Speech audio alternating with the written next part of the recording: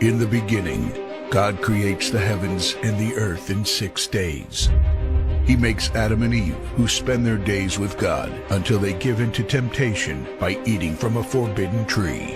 Sin enters the world, and things get so bad that God floods the earth and starts over with Noah and his family. Years later, God calls Abraham to follow him with the promise to make Abraham the father of a great nation.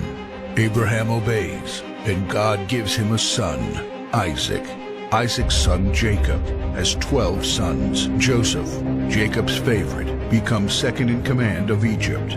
God uses him to save his entire family and Egypt from starvation. Hundreds of years later, the Israelites are slaves in Egypt.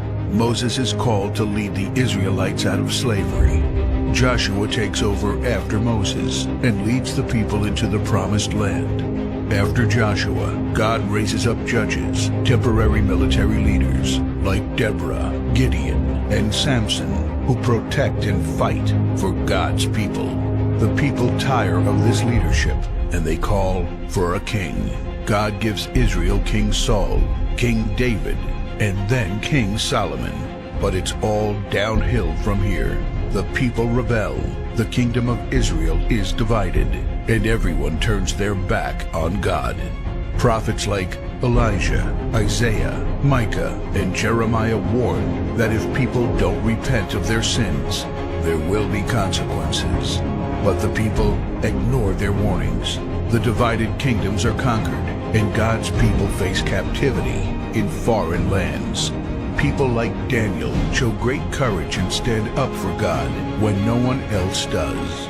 Some of the exiled people return to the promised land, but for 400 years, God is silent.